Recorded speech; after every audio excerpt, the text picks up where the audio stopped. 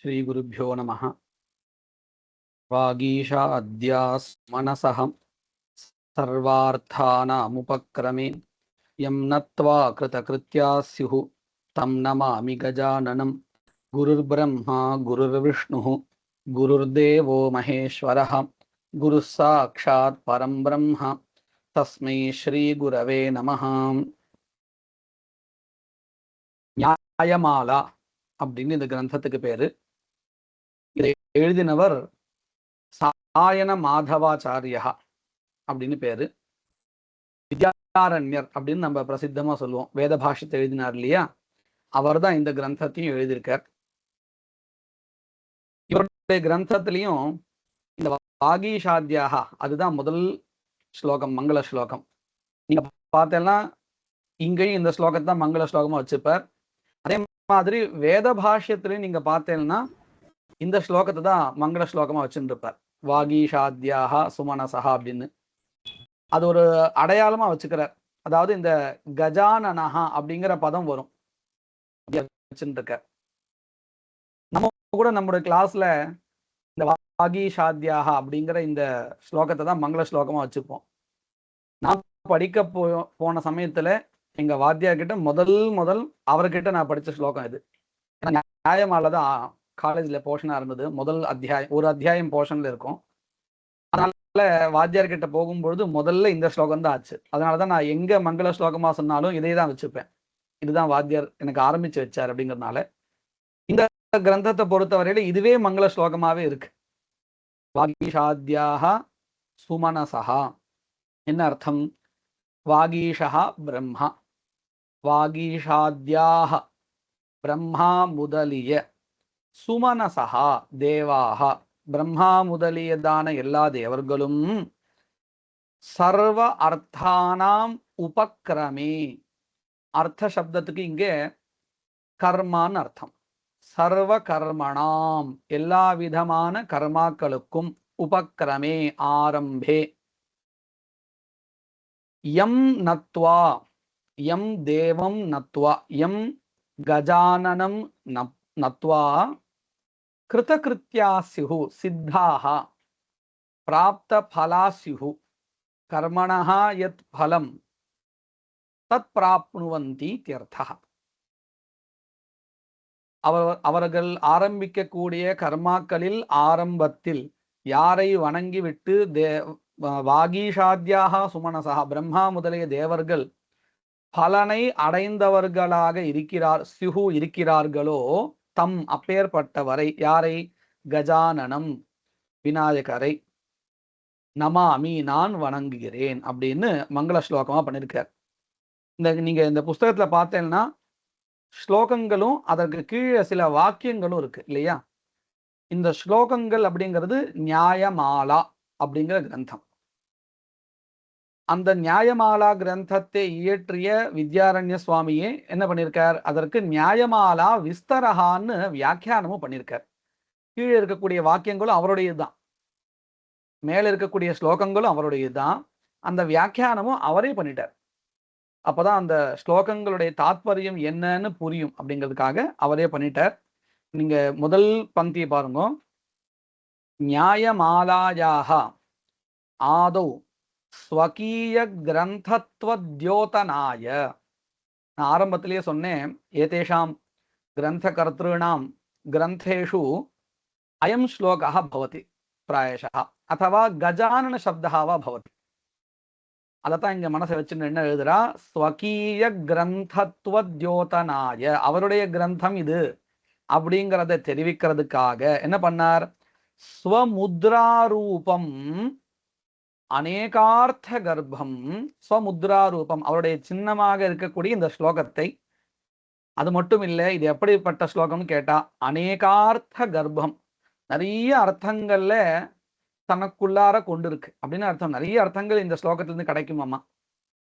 சாமர்த்தியம் இருக்கிற அளவுக்கு நாம் அதுல இருந்து எடுத்துக்க வேண்டியது. ஸ்வமுத்ராரூபம் அநேகார்த்த கர்ப்பம் தேவதா நமஸ்கார பிரதிபாதகம், மங்கள ஸ்லோகமாகவும் இந்த ஸ்லோகத்தை படதி. கிமிதி வாகீஷா அத்யா சுமனசஹ சர்வார்த்தானாம் உபக்கிரமே யம் நத்வா கிருதகிருத்யா ஸ்யுஹு தம் நமாமி கஜானனம் அப்படின்னு. அதுக்கப்புறம் இஷ்ட தேவதாம் நமஸ்கிருத்ய சிகீர்ஷிதார்த்த பரிபாலனாய பாலகே சுவாமினி வித்யமானம் மகிமானம் அனுஸ்மரதி. ஆதௌ வாகீஷாத்யாः इत्यनेन श्लोकेन मङ्गलाचरणं कृतं. ततः परं किं करोति? चिकीर्षितः यः अर्थः, कः अर्थः? ग्रन्थरचना. चिकीर्षितार्थः அப்படின்னு அர்த்தம் எதை பண்ணணும்னு நினைச்சிருக்காரோ அது. அப்படின்னு என்னது? இந்த மீமாம்சா கிரந்தா, நியாயமாலா கிரந்தா, அந்த சிகீரிஷிதமான விஷயத்தை பின்பற்றுவதற்காக சிகீரிஷிதார்த்த பரிபாலனாய என்ன பண்ணினார் அப்படின்னு கேட்டா, பாலகே சுவாமினி, இவர் எந்த ராஜாவை வழி நடத்தினாரோ அவர்தான் பாலகா, சுவாமி.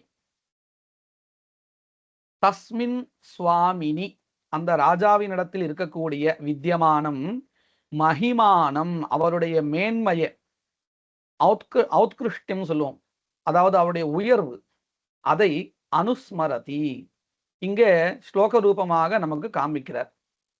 இவர் ஹரிஹர புக்கணஹா அப்படின்னு ஒரு ராஜா இருந்தார். அந்த ராஜாவிற்கு இவர் ஒரு வழிகாட்டியா இருந்தார். வித்யாரண்ய சுவாமி இந்த ஹரிஹர புக்கஹா அப்படின்னு சொல்லக்கூடிய அந்த ராஜாவுக்கு வழிகாட்டியா இருந்து நிறைய நல்ல காரியங்களை பண்ணியிருக்கார். இப்போ பண்ண வேண்டியதான இந்த கிரந்தத்தை பண்றதுக்கு முன்னாடி அந்த கிரந்தத்தில் இருக்கக்கூடிய விஷயத்தையும் சொல்லணும்.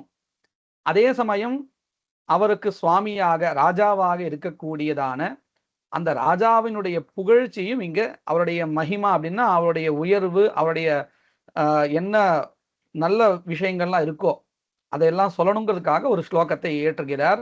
அந்த ஸ்லோகம் எப்படி இருக்குன்னு சொன்னா, ராஜ்ஞா மகிமானம் போதயதி ஏவம் கிரந்தே வித்யமானம் விஷயம் அப்படி போதயதி தாதுஷா கஷ்டன ஸ்லோகா அത്ര ரட்சியதே. என்ன ஸ்லோகம் அது? யுக்திம் மானவதீம் விதன் ஸ்திரதிருதிர்பேதே விசேஷார்த்தபாக் ஆப்தோஹ கிரமக்ருத் பிரயுக்தி நிபுண ஸ்லாக்யாதி தேசோன்னதிஹி நித்யஸ்ஃபூர்த்யதிகாரவான் கத சதா பாத ஸ்வதந்திரேஸ்வரஹ ஜாகர்த்தி ஸ்ருதி மத் பிரசங்க சரிதஹ ஸ்ரீபுக்கணக்ஷ்மாபதிஹி. ஸ்ரீபுக்கணக்ஷ்மாபதிஹி ஜாகர்த்தி அப்படின்னு அன்வயம். ஸ்ரீபுக்கணஹா அப்படின்னு அந்த ராஜாவுடைய பெயர். க்ஷ்மாபதினா பூபதிஹி. க்ஷ்மா அப்படின்னா பூமிஹி, பிருத்திவி. தஸ்யாஹ பதிஹி க்ஷ்மாபதிஹி பூபதிஹி சஹா ஜாகர்த்தி அப்படின்னு அர்த்தம். அவர் ஏதோ ஒரு விஷயத்துல ரொம்ப நித்தியம் ஜாகர்த்தின்னா பிரஜாபாலனம் பண்றதுல ரொம்ப ஈடுபாடோடு இருக்கார் அப்படின்னு அர்த்தம். நடுவுல அவர் பண்ணின அத்தனை விஷயங்களையும் சொல்லியிருக்கா. என்ன சொல்லியிருக்கான்னு பாருங்க. இந்த ஸ்லோகத்தை நாம ரெண்டா பிரிச்சுக்கணும். அதாவது ரெண்டு வகையா படிக்கணும். முதல்ல அந்த ஸ்லோகம் ராஜாவினுடைய மேன்மையை சொல்றதுக்காக வந்ததுன்னு சொன்னோம் இல்லையா, அது என்னன்னு தெரிஞ்சுக்கணும். அதன் பிறகு ராஜாவை சொல்கின்ற வழியிலேயே இந்த மீமாம்சா சாஸ்திரங்கள்ல எந்தெந்த அத்தியாயத்துல எந்தெந்த விஷயம் இருக்கு அப்படிங்கிறதையும் உள்ளுக்குள்ளார சொல்லியிருக்கார். இதை நம்ம வியஞ்சனாவிருத்தின்னு சொல்லுவோம். சாகித்யக்காரர்கள் கிட்ட கேட்டோம்னு சொன்னா வியஞ்சனா விருத்தின்னு சொல்லுவோம். அதுவும் அர்த்த மூலா சப்த மூலான்னு ரெண்டு வகையா இருக்கு. இந்த வியஞ்சனா இங்க இருக்கக்கூடியது நமக்கு சப்த மூலா வியஞ்சனாவா இருக்கு. அதாவது அந்த அவரை புகழ்வதற்கு எந்த பதங்களை உபயோகப்படுத்தினாரோ அதே பதங்கள் இந்த சாஸ்திரத்துல ஒவ்வொரு அத்தியாயத்துல சொல்லப்பட்ட விஷயத்தையும் நமக்கு தெரிவிக்கும். முதல்ல இந்த ஸ்லோகத்தினால ராஜாவினுடைய உயர்வான குணங்களை என்ன சொன்னார் அப்படிங்கிற அந்த பிரகாரத்தை பார்க்கலாம். अस्मिन् श्लोके व्यञ्जनया वृत्त्या कश्चन अर्थः प्रतिपादितः. इत्युक्ते अयं श्लोकः राज्ञः महिमानं बोधयितुम् आरब्धः. महिमानं प्रबोध्य ततः व्यञ्जनया वृत्त्या किं बोधयति? अस्मिन् शास्त्रे प्रत्येकस्मिन् अध्याये कः विषयः निरूपितः इत्यपि अस्मिन्नेव श्लोके ग्रन्थकारैः कथञ्चित् प्रतिपादितः। कथञ्चित् इत्युक्ते शब्दमर्यादाम् आदाय राज्ञः परत्वेन ये शब्दाः उपयुक्ताः तैरेव शब्दैः शास्त्रविषयाः अपि बोधिताः ग्रन्थकारेण। तत्र आदौ अस्माभिः किं चिन्तनीयमस्ति, अयं श्लोकः कथं राज्ञः महिमानं बोधयति इति कश्चन प्रकारः आदौ द्रष्टव्यः। ततः परम् अयमेव श्लोकः कथं शास्त्रविषयान् बोधयति इत्यपि अग्रे निरूप्यते। पश्यन्तु, श्लोकस्य अर्थः तैरेव वर्णितः न्यायमाला विस्तरे। अत्र चिकीर्षिते धर्मशास्त्रे वर्तमानानां द्वादशानाम् अध्यायानां ये प्रतिपाद्याः अर्थाः ये च नीतिशास्त्रोक्ताः राजधर्माः ते सर्वेपि अस्मिन् भूपतौ उपलभ्यन्ते। अत्र इत्युक्ते मीमांसाशास्त्रे चिकीर्षिते धर्मशास्त्रे, इदुदान् धर्मशास्त्रम्, इदमेव शास्त्रं मीमांसाशास्त्रं धर्मशास्त्रमपि। अत्र चिकीर्षिते कर्तुम् ईप्सिते इत्युक्ते प्रतिपादयितुम् ईप्सिते धर्मशास्त्रे, எந்த தர்மசாஸ்திரத்தை இவர் இயற்றணும், அதாவது ஏற்கனவே இருக்கு தர்மசாஸ்திரம், அதை ஸ்லோக ரூபமாக ஒரு கிரந்த ரூபமாக கோர்க்கணும் அப்படின்னு நினைச்சாரோ, சிகீர்ஷிதே தர்மசாஸ்திரே வர்த்தமானானாம் வித்யமானானாம் இருக்கக்கூடிய துவாதச அத்தியாயானாம் 12 அத்தியாயங்களில் ஏ பிரதிபாத்யாக அர்த்தாக, இந்த 12 அத்தியாயங்களிலும் எந்த ஒரு தர்மசாஸ்திரமானது சொல்லப்பட்டுள்ளதோ அதையும், அதை தவிர்த்து ஏச்ச நீதி சாஸ்திரோக்தாக ராஜதர்மாக, நீதி சாஸ்திரங்கள்ல சொல்லப்பட்ட ராஜதர்மங்களையும் நல்லா பார்த்துக்கணும். இங்க சொல்லப்பட்ட தர்மசாஸ்திரம் இது மட்டும் போராது. ஒரு ராஜாவுக்கு என்ன வேணும், இந்த ராஜதர்மங்களும் தெரிஞ்சுக்கணும். அது எங்க சொல்லப்பட்டிருக்கு, அது இங்க விஷயம் இல்லை. அதனாலதான் என்ன பண்ணார், ஏச்ச நீதி சாஸ்திரோக்தாக ராஜதர்மாக தே சர்வேபி தர்மாக அஸ்மின் பூபதௌ உபலப்யந்தே, இந்த ராஜாவின் இடத்துல கிடைக்கின்றன. அஸ்மின் ராஜ்ஞி வர்த்தந்தே சர்வேபி தர்மாக இதி ராஜ்ஞா மகிமானம் பிரதர்ஷயதி. இப்போ அதுல அப்படின்னு பொதுவா சொல்லிட்டார். ஸ்லோகத்துல இருக்கக்கூடிய எந்த பதம் இதை சொல்லி கொடுக்கறது நமக்கு அப்படின்னு கேட்டா, முதல் பதம் யுக்திம் அப்படிங்கிற பதம் தான் இந்த ராஜாவானவர் தர்மசாஸ்திரத்தையும் நீதி சாஸ்திரத்தையும் அறிஞ்சவர் அப்படிங்கிறத சொல்லி கொடுக்கிறது. பாருங்க, முதல்ல நீதி சாஸ்திரம் தெரிஞ்சவர் அப்படிங்கிறத இந்த யுக்தி பதம் சொல்லி கொடுக்கிறது. யுக்திம் விததன் இருக்கு இல்லையா, யுக்தியை அறிந்து கொண்டு இருக்கக்கூடியவர். எந்த யுக்தி, முதல்ல நீதி சாஸ்திர பட்சத்தை வச்சுட்டு பார்த்தால், நீதி பக்ஷே யுக்திஹி நாம யோகா சந்திஹி, ஒரு நாட்டோட இன்னொரு நாட்டுக்கு ஏற்படக்கூடியதான ஒரு நட்புறவு, அது ரொம்ப முக்கியம். அது நல்லா தெரிஞ்சவர் இல்லையா. அதனால்தான் சாச்ச யுக்திஹி மானவதி, வெறும் நட்பு மட்டும் இருந்தா போராது, பரஸ்பரம் மதிப்போடு கூடிய நட்பு இருக்கணும். நம்ம இந்த சமீப காலமா ரொம்ப பார்க்கிறோம், இந்திய நாட்டோடு மற்ற நாடுகளுக்கு நல்ல ஒரு நட்பு ஏற்படுறது, நல்ல கௌரவமான ஒரு நட்பு ஏற்படுறதுங்கிறது பார்க்கிறோம். அது ரொம்ப பெருமையான விஷயமாகவும் இருக்கிறதுன்னு எல்லாரும் இந்த விஷயம் தெரிஞ்சவாலாம் சொல்றா, அதை நம்ம பார்க்கிறோம். அப்போ மற்ற நாடுகளோடு நட்பு வேணும், ஒரு சந்தி, ஒரு சம்பந்தம் வேணும். அதுவும் எப்பேற்பட்டதா வேணும் அப்படின்னு கேட்டா, கௌரவத்துடன் கூடியதா வேணுமா. அதனாலதான் மானவதீம் யுக்தி, மான அப்படின்னா இங்க கௌரவம். அதான் சொல்றார், சாச்ச யுக்திஹி, அந்த சம்பந்தமானது எப்பேற்பட்டது, மானவதி, மானோ நாம சத்காரஹா. சரியா, அது எப்படி கிடைக்கிறது, சதுருஷு. என்ன சதுருஷு, உபாயேஷு. என்ன உபாயங்கள் அது, சாம பேத தான தண்டேஷு உபாயேஷு பிரதமஹா உபாயஹா. இது நல்ல ஒரு நட்பு பாராட்டுதல் இல்லையா, இதுதான் யுக்தி.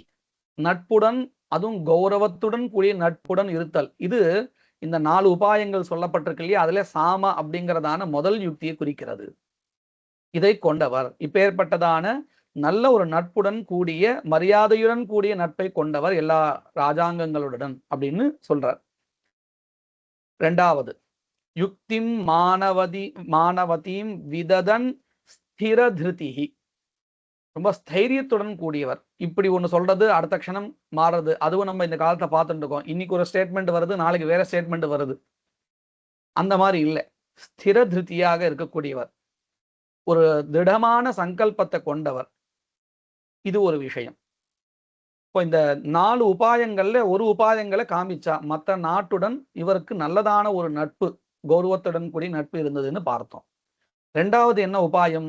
சாம தான பேதம் இருக்கு இல்லையா, தானங்கிறதும் அதுவும் நட்புல கிட்ட சேரக்கூடியதுதான். பேத அப்படிங்கிற உபாயத்தை எங்க இவர் பயன்படுத்துறார் அப்படின்னா, விரோதிக நாடுகள் கிட்ட பயன்படுத்துறார். அதாவது எதிரி நாடுகளுக்குள்ளார இருக்கக்கூடிய ஒற்றுமையை சீர்குலைத்தல். அப்படி பண்ணினா என்ன ஆகும்? இந்த நாட்டுக்கு அது பயன்பெறும் இல்லையா? அதைத்தான் இங்க குறிப்பிடுறா. வைரினஹா புத்தி பேதஹா த்விதீயஹா, எதிரிகளுடைய அந்த எண்ணங்களை பிரித்து விட்டுறது அப்படின்னு அர்த்தம். அவங்க 2 பேரும் ஒற்றுமையா இருந்தா நமக்கு ஆபத்து. இதுவும் ஒரு ராஜ தர்மம். இது சாமானிய தர்மம் இல்லை, இது ராஜ தர்மம்.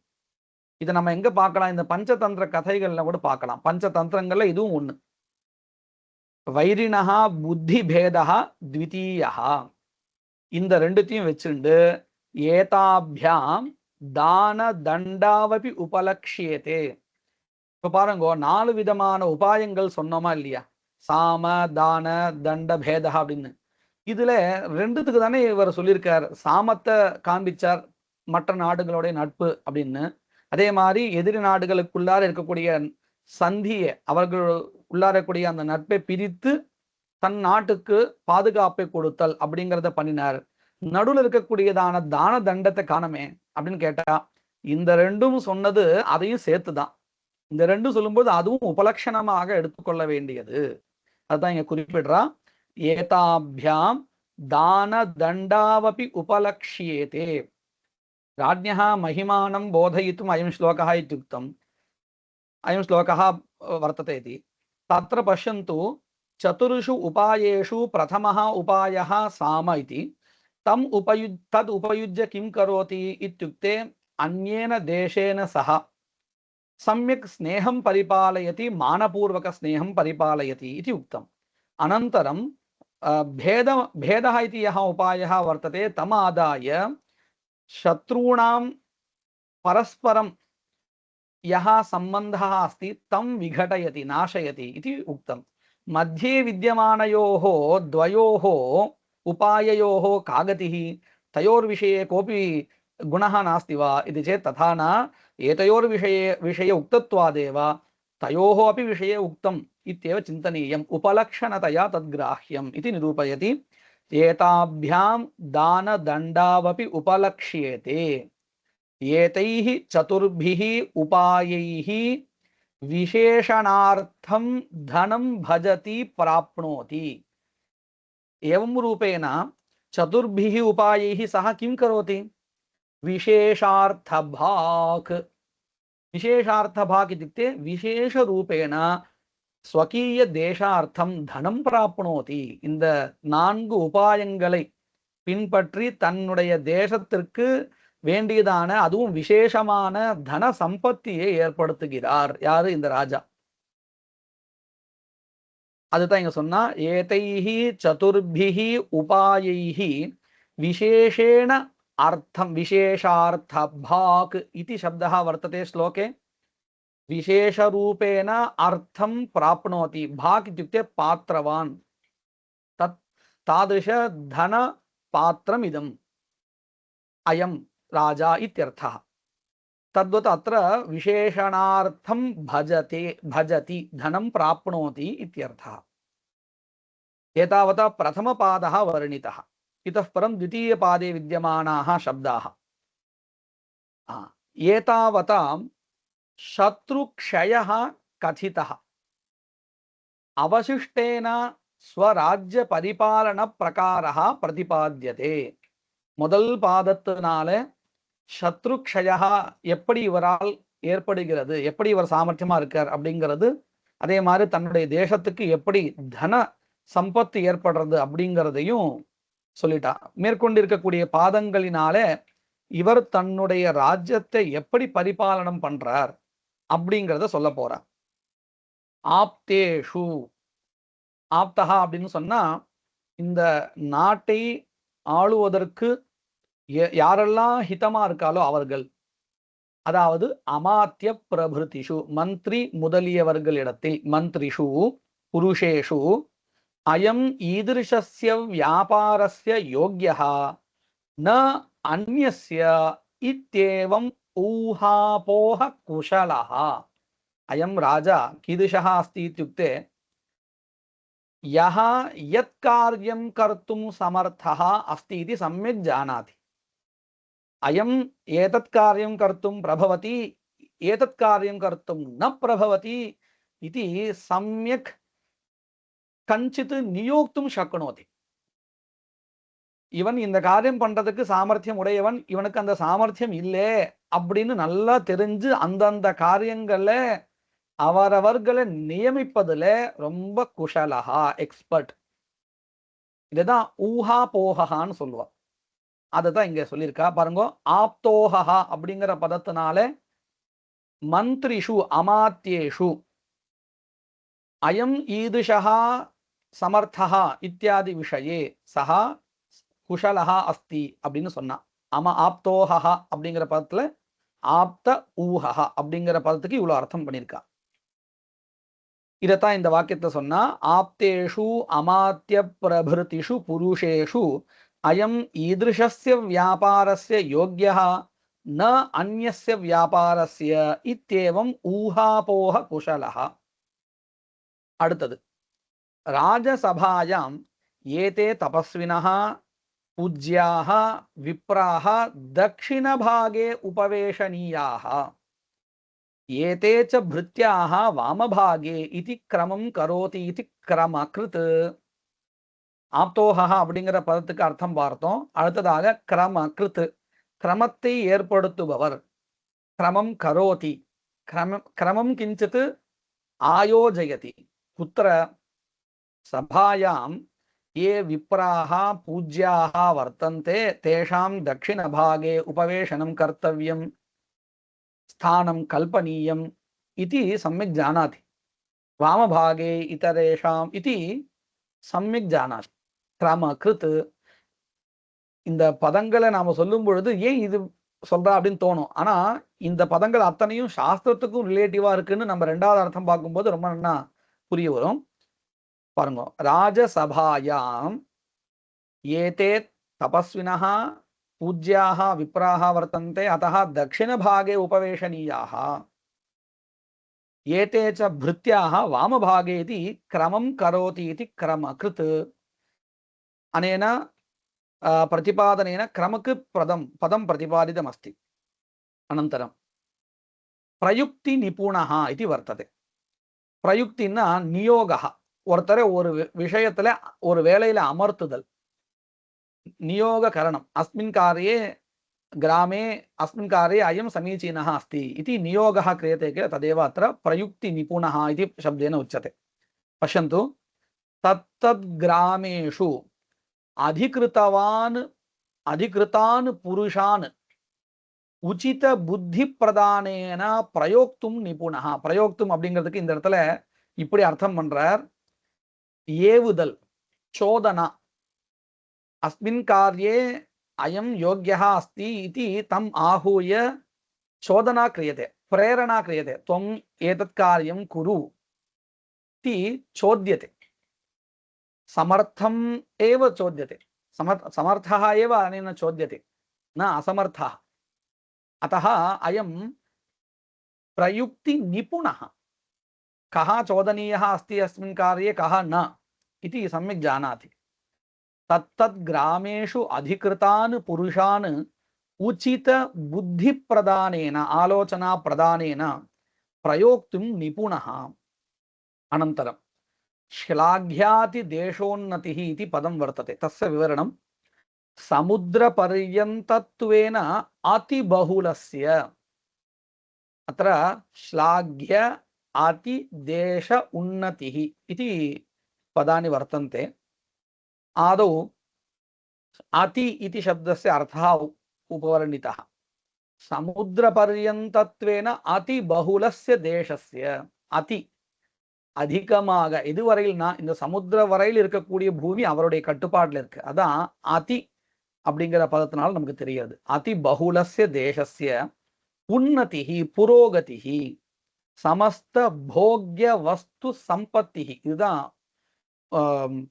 உன்னதிஹி. அப்பேற்பட்ட விஷயத்தை அவர் பண்ணி கொடுக்கிறார்.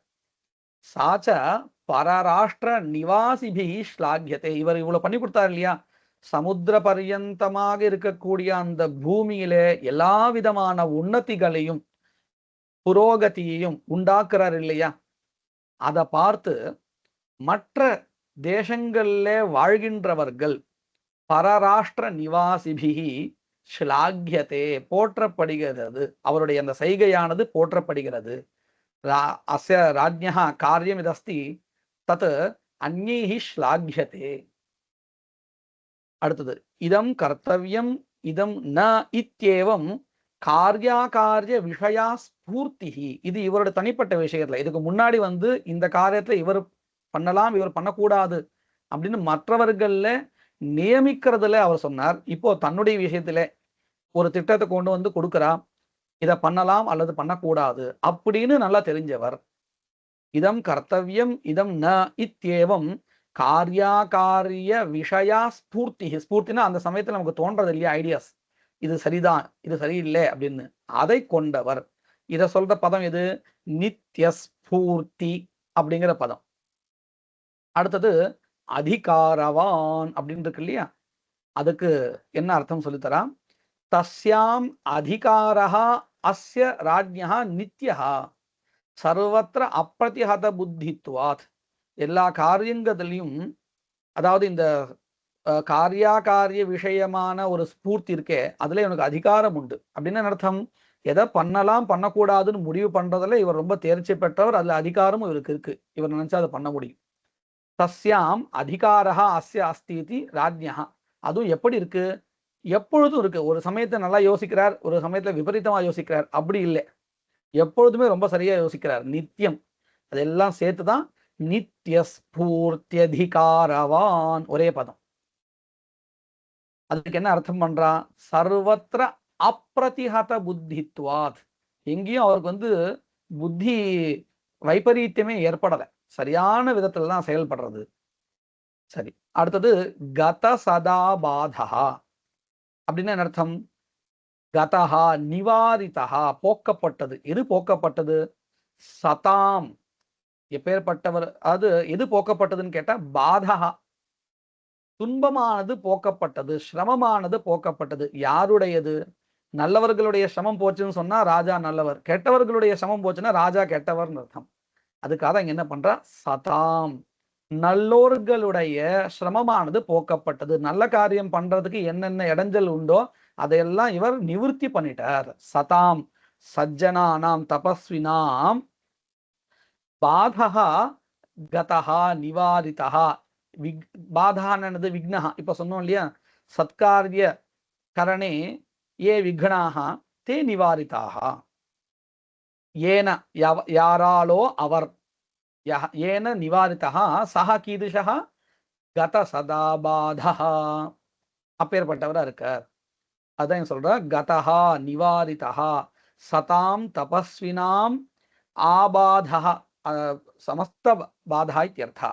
விக்னஹ ஏன அசௌ ராஜா கத சதா பாதஹ.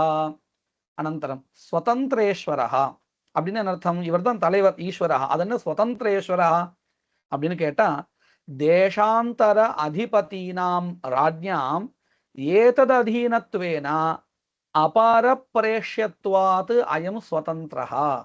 மற்ற தேசங்களுடைய அதிபதிகளும் இவருக்கு கீழ்ப்படிஞ்சுதான் இருக்கா. இவர் எந்த ராஜாவுக்கும் கீழ்ப்படிஞ்சு இல்லை. தேசாந்தர அதிபதீனாம் ராஜ்ஞாம் ஏதததீனத்வேன ஹரிஹர புக்க ராஜ்ஞா அதீனத்வேன அபரப்ரேஷ்யத்வாத். பரப்ரேஷத்துவம் இல்லை, பரப்பிரேஷத்துவம்னா என்னது? மற்றவன் ஏவி இவன் வேலை செய்யணும் அப்படிங்கிறது இல்லை. நம்ம இதையும் சமகாலத்துல பார்க்குறோம் இல்லையா? ஒரு நாட்டுடைய பலத்தை கொண்ட நாட்டுடைய தலைவர் என்ன பண்றார்? இன்னொரு நாட்டுக்கு கட்டளையிடுறார், நீ அதை பண்ணணும், இல்லைன்னா உனக்கு நான் வந்து எதையோ ஒன்று பண்ணுவேன், தண்டனை கொடுப்பேன், அப்படிலாம் வரி விதிப்பேன், இப்படிலாம் மிரட்டுறார் இல்லையா? ஏன்? அவர் தலைமை, அவர் சுதந்திரமா இருக்கார், கீழே இருக்கிறவன் சுதந்திரமா இல்லை, இன்னொருத்தர் சொல்றதை கேட்க வேண்டிய நிலையில இருக்கார். இவர் அப்படி இல்லையா? अपरप्रेष्यत्वात् अयं स्वतन्त्रः, अयं राजा स्वतन्त्रः अस्ति, अत एव स्वतन्त्रेश्वरः इति श्लोके उक्तम्। अनन्तरं जगदीश्वरस्य विद्यातीर्थमुनेः भोगमूर्तित्वेन अयम् ईश्वरः, स्वतन्त्रेश्वरः அப்படிங்கிறதுக்கு ரெண்டு அர்த்தம் பண்றா. இவர் சுதந்திர ஈஸ்வரா, இவருக்குன்னு மேல ஒரு ராஜா கிடையாதுன்னு. இன்னொன்னு, இந்த வித்யாரண்ய சுவாமிகளுடைய குரு யாரு கேட்டா வித்யா தீர்த்த சுவாமிகள். அவர் வந்து அவருடைய ஸ்வரூபமா இருக்காராம். யார்? இந்த ராஜா. ஏன்னா ராஜாவே வந்து ஒரு குரு ஸ்தானத்துல இருக்கக்கூடியவர், ஈஸ்வரனும் கூட, ஈஸ்வரனாவே போற்றப்படுகிறது சாஸ்திரங்கள்ல. அதனால இவர் எப்படி இருக்காருன்னா இந்த வித்யாரண்யருடைய குரு ஸ்வரூபத்துல இவர் இருக்காராம். அப்போ என்ன அடுத்து இப்படி சொல்றதுனால தன்னுடைய குருவையும் இவர் ஸ்மரிச்சுண்டார். इति अत्र वर्तते। इत्युक्ते अयं राजा ग्रन्थकर्तुः विद्यारण्यस्वामिनः ये गुरवः विद्यातीर्थस्वामिनः तत्स्वरूपः अयं राजा इति वदति। जगदीश्वरस्य विद्यातीर्थमुनेः भोगमूर्तित्वेन अयम् ईश्वरः राजा यस्य सभायाम्, அதனால இப்ப என்ன அடுத்து ஈஸ்வர பதம் ரொம்ப யுக்தமா இருக்குன்னு தெரியுது. அடுத்தது श्रुतिमत् प्रसंग चरिता எல்லாம் சொல்லணும். यस्य सभायां, यस्य राज्ञः सभायां गोष्ठी रूपः प्रसंगः, विद्वத் கோஷ்டி அங்க நடந்துட்டே இருக்குமா. அங்க என்ன பண்றா அந்த சங்கோஷ்டி? நல்ல விஷயமா இருக்கா இல்ல தப்பான விஷயத்தை விசாரம் பண்றாளா அப்படின்னு கேட்டா, வேதார்த்த விஷயத்துவேன ஸ்ருதிமான், அந்த கோஷ்டிகளில் வேதார்த்த விசாரங்கள் தான் நடந்துட்டே இருக்கு. அதை இவர் கேட்டுட்டே இருக்காரு இல்லையா? அப்போ இவர் எப்படி இருக்காருன்னா ஸ்ருதிமத் பிரசங்க சரித்தமா இருக்கார். எப்ப பார்த்தாலும் ஸ்ருதிமானா இருக்கார். அதான் ஸ்ருதிமத். ஸ்ருதின்னா வேதா, ஒண்ணு வேதம் அல்லது வேதத்துக்கு சம்பந்தப்பட்டதான விஷயங்கள். இதைத்தான் அந்த சங்கோஷ்டியில விஷயமா எடுத்துட்டு விசாரம் பண்றா. அதை இவர் கேட்டு இருக்கார். அதனால் இவர் ஸ்ருதிமான், ஸ்ருதிமத் அப்படிங்கிற அந்த பதத்துக்கு இந்த அர்த்தம் சொல்லிட்டா. இன்னும் பிரசங்க சரித்தகான் இருக்கு. யதீயம் சரிதம் அப்படி நிரந்தரம் வேதோக்த ரகசியார்த்த அனுஷ்டான ரூபத்தேன ஸ்ருதிமத் பவதி. இவருடைய சரித்திரமும் எப்படி இருக்கு? சரித்திரம்னா இவருடைய அந்த நடத்தை, அது வேதத்துல சொல்லப்பட்டது என்னவோ அதன்படிதான் இருக்கு, அதை மாறி போகல. அதுவும் எப்படி? யதீயம் யதீயம் எஸ்ய ராஜ்ஞா சரிதம் அப்படி நிரந்தரம் வேதோக்த ரகசியார்த்த அனுஷ்டான ரூபத்தேன அப்படின்னு அர்த்தம். வேதோக்த ரகசியம் சொன்னா உபனிஷத் பாகத்தினால சொல்லப்பட்ட தத்துவ ஞானம், அதுதான் ரகசியம். அதை பின்பற்றுவதாகத்தான் இருக்கு. அல்லது வேதோக்த ரகசியம் சொன்னா கர்மகாண்டமும் எடுத்துக்கலாம். வேதத்துல சொல்லப்பட்ட விஷயங்கள் வேதோக்த ரகசிய அர்த்த அனுஷ்டான ரூபத்வேனா ஸ்ருதிமத் பவதி அயம் ராஜா. ஸ்ருதிமத் அப்படிங்கிறதுக்கு ரெண்டு அர்த்தம் பண்ணிட்டா.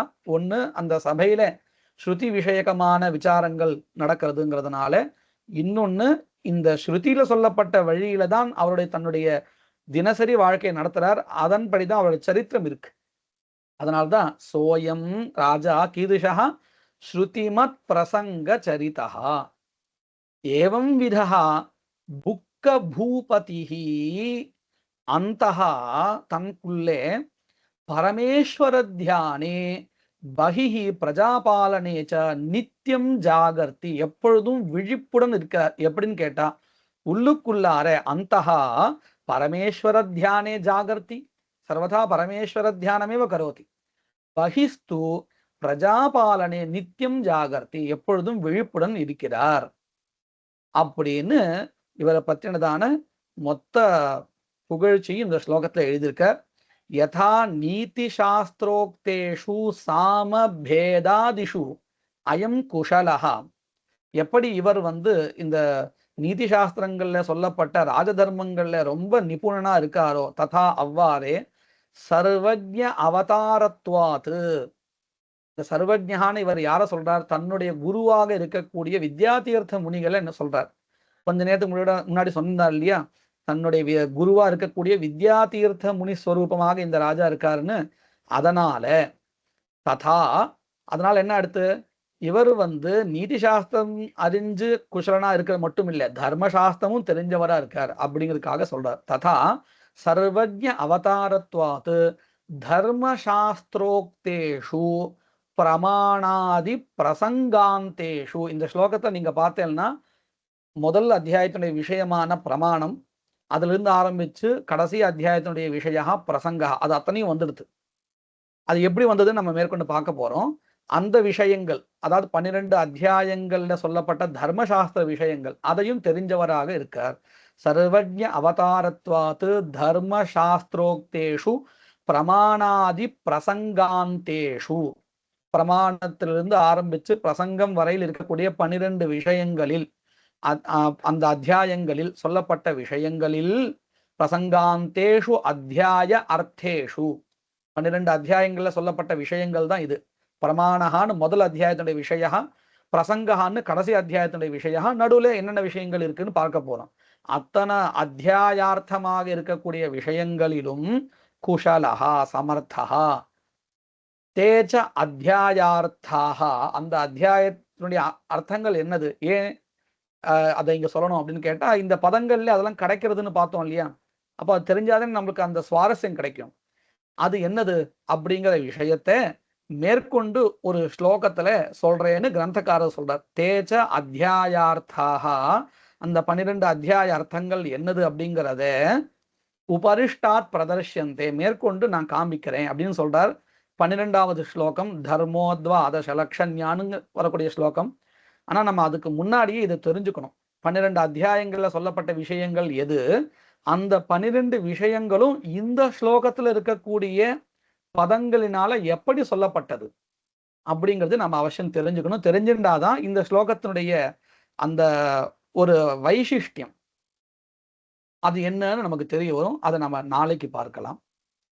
வாகீஷா அத்யா சுமனசஹ சர்வார்த்தானாமுபக்ரமே யம் நத்வா கிருத கிருத்யா ஸ்யுஹு தம் நமாமி கஜானனம்.